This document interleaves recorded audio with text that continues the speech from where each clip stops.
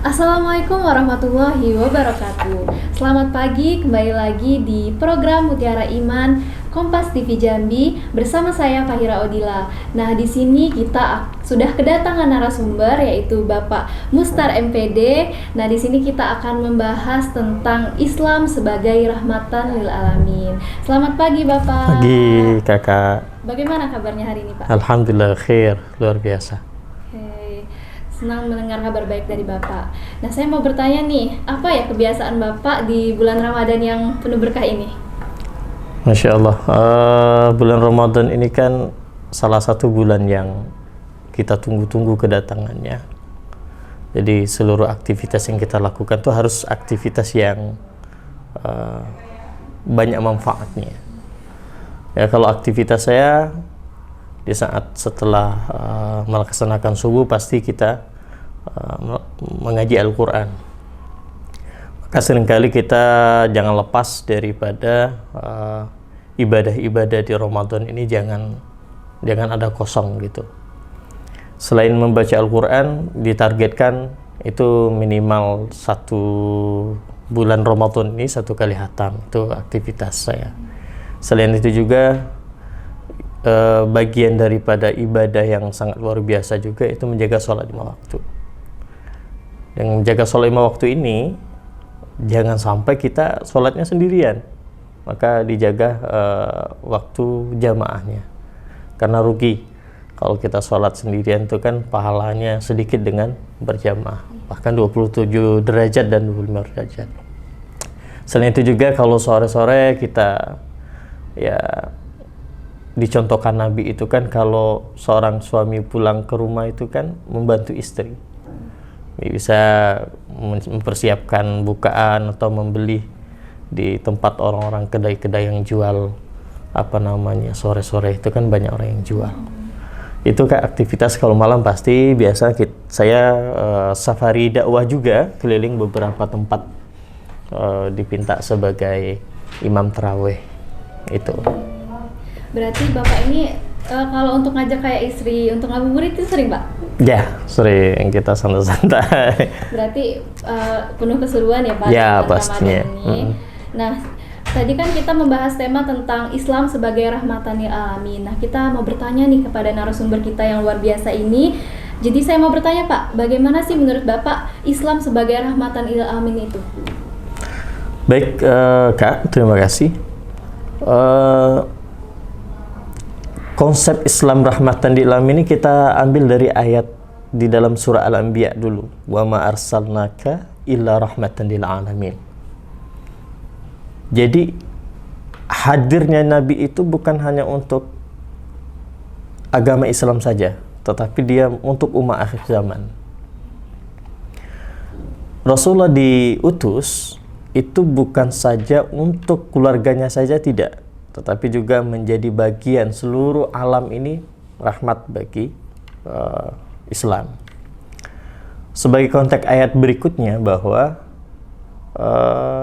agama Islam ini adalah agama yang sebelumnya juga dibawa oleh nabi-nabi sebelum kita, seperti Nabi Ibrahim alaihissalam, sebagaimana di dalam surah Ibrahim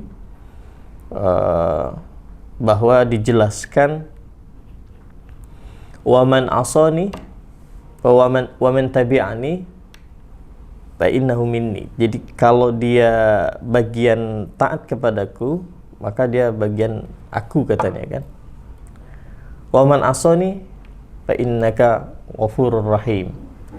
Jadi konsep Islam rahmat bagi seluruh alam itu dijelaskan oleh Nabi Ibrahim ini bahwa tidak untuk umat manusia saja, bahkan alam pun menjadi rahmat untuk dalam konsep Islam. Itu yang sangat luar biasanya. Suatu ketika Rasulullah SAW menjelaskan kepada sahabat, nanti ada para pendeta datang. Kata Rasulullah, jangan dimusuhi, terus jangan menghancurkan tanaman-tanaman kurma, bahkan binatang-binatang pun dijaga, jangan sampai merusak rumah-rumah, jangan sampai merusak rumah-rumah. Jangan sampai, kata Rasulullah, kalian membunuh anak-anak dan perempuan-perempuan, itu nggak boleh.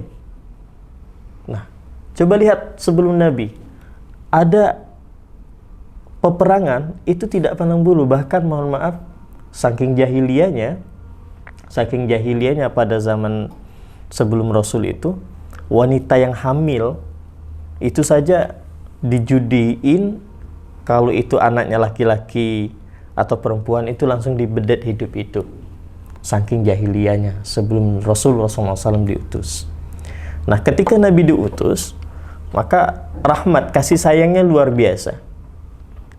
Jadi Islam yang diteruskan oleh Rasulullah SAW dari agama Nabi Ibrahim alaihissalam, maka kata Rasul, jangan sampai menyakiti apapun, walaupun itu bukan daripada agama Islam.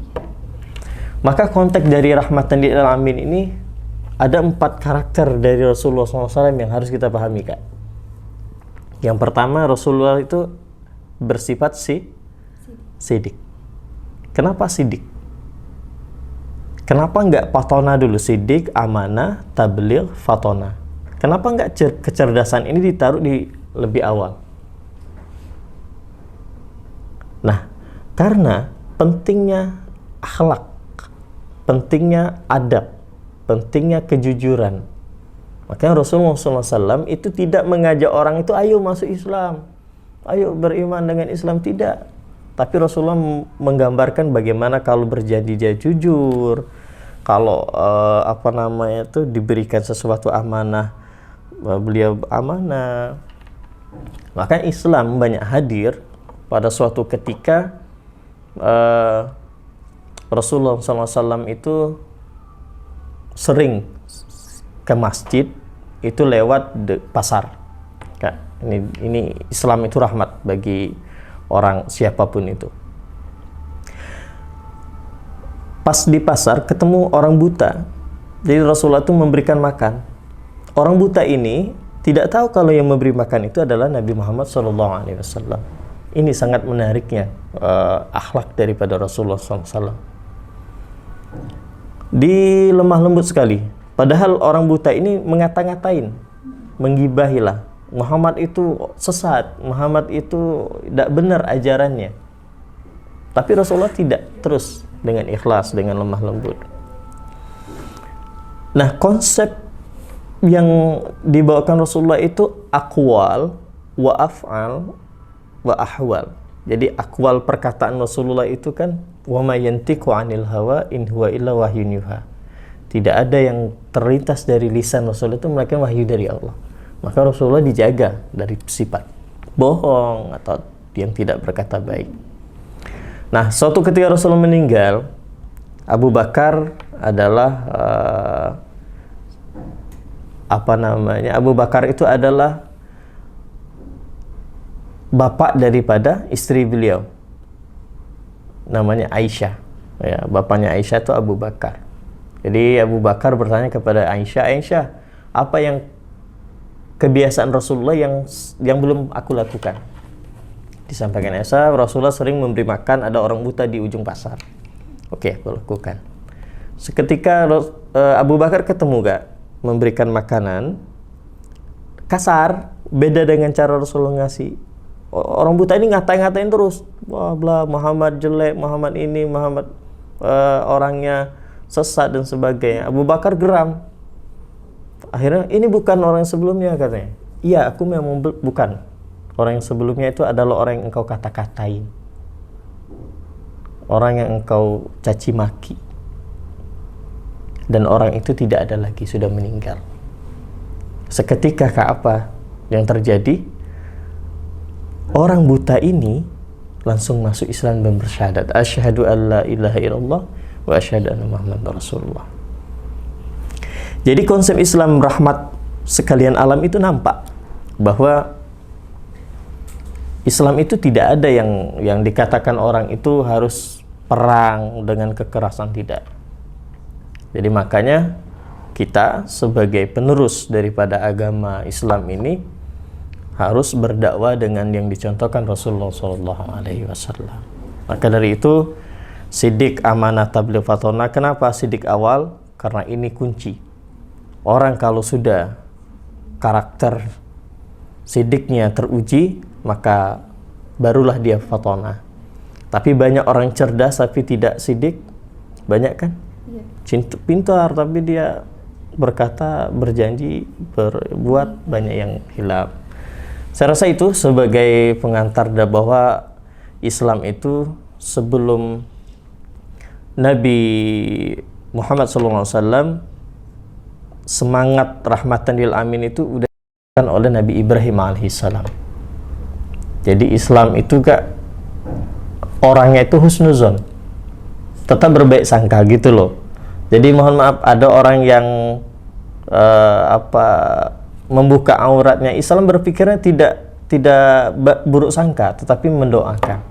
Bahkan itu tadi kan yang taat, yang ikut denganku, kata Nabi Ibrahim, maka itu adalah bagian daripada Islam.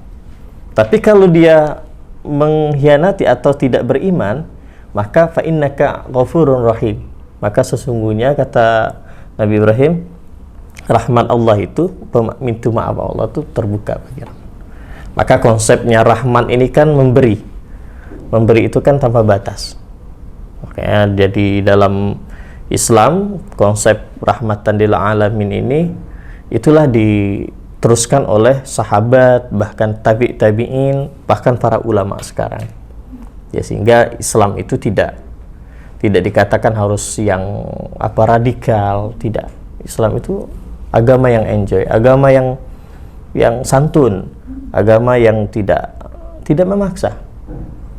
Saya rasa itu untuk sementara. Jadi yang Bapak sampaikan tadi itu kan pada zaman Rasulullah SAW. Nah, kalau di zaman sekarang nih, apalagi di era Gen Z ya Pak. Nah, saya mau tanya nih, bagaimana sih cara kita berkontribusi untuk menyebarkan nilai-nilai rahmatan lil alamin tadi? Karena pasti sangat sulit ya di zaman sekarang itu Pak. Menurut Bapak bagaimana? Oh, baik. Gen Z ya, sekarang udah zaman Gen Z yang karakter serba cepat ya. Ibaratnya kalau Gen Z ini kan langsung hidup gitu kan. Nah, bagaimana peran Gen Z? Kenapa tapak asasnya tadi adalah proses Rasulullah itu diutus untuk rahmat sekalian alam. Karena ini contoh kita. Apa yang dilakukan Gen Z itu? 4 karakter itu awalnya. Gen Z harus memiliki karakter sidik. Jadi kalau sering disampaikan di beberapa kesempatan itu, sidik ini banyak di antara Gen Z yang karakter cepat daripada teknologi itu membuat Gen Z ini tergerus daripada ilmu-ilmu agama. Padahal sebaliknya, Gen Z bisa melakukan banyak hal dari akses internet yang lebih cepat. Yang pertama, Gen Z itu harus memperdalam ilmu agama lebih baik lagi. Jadi tidak instan. Jadi Gen Z juga harus punya filter. Jangan semuanya diserap sehingga tidak punya filter. Makanya banyak galau Gen Z-nya. Iya, Pak. Banyak galau kan? Karena kalau galau itu kan pondasi agamanya tidak seimbang. Karena Gen Z semakin cepat serapan dari teknologi, dia pondasi agamanya lemah, maka itu tadi banyak yang galau, banyak yang tidak seimbang dengan arah daripada itu tersebut. Jadi yang pertama itu pondasi daripada agama, yang kedua harus perkuat daripada sifat-sifat yang dicontohkan Nabi, yaitu sidik, harus punya karakter jujur, amanah. Kalau di ini amanah. Kalau Gen Z sekarang, mahasiswa sekarang disuruh buat tugas harus amanah. Jangan sampai punya orang kita klaim sebagai punya kita. Itu bentuk daripada awal dari karakternya. Bagaimana Gen Z untuk menyebarkan agama sehingga bisa jadi awalnya itu harus paham agamanya dulu. Nah, jadi yang terakhir nih pesan Bapak nih untuk kita semua, pemirsa di rumah juga, seperti apa kita itu harus menerapkan nilai-nilai dari Rahmatan lil Alamin tadi. Ada nggak satu pesan Bapak gitu? Baik, konsep Islam Rahmatan lil Alamin itu adalah jangan menunggu diri kita baik dulu. Itu awal, Kak. Karena Rahmatan lil Alamin kan adalah Islam yang itu dakwah dengan apapun caranya. Baik itu dengan tingkah kita. Nah, macam Kakak, kita sudah berdakwah dengan pakaian kita, dengan dakwah yang baik. Kita sudah berdakwah dengan lisan kita. Itu berkata dengan baik juga. Maka Islam untuk rahmat sebagian seluruh alam itu adalah bagaimana memahami agama itu tidak harus kita itu mumpuni dulu. Jadi apapun yang kita punya ya udah dakwah, tidak mesti juga harus di mimbar assalamualaikum apa enggak, tapi bisa juga dengan itu tadi berkata baik, jujur, hal-hal yang di jalan, berkendaraan dengan itu juga menjadi rahmat bagi yang lain. Minimal kalau tidak bisa kita berbuat baik, minimalnya apa? Jangan berbuat buruk. Itu kata keywordnya, kata kuncinya, Kak. Saya rasa itu. Jadi kalau kita tidak bisa berbuat baik, minimal kita juga tidak perlu berbuat yang buruk. Buruk gitu kata keywordnya. Nah, jadi seperti itu pemirsa di rumah. Nah, Masya Allah luar biasa sekali. Terima kasih kepada Bapak Mustar MPD yang sudah menyampaikan materi atau penyampaian tentang Islam sebagai rahmatan lil alamin.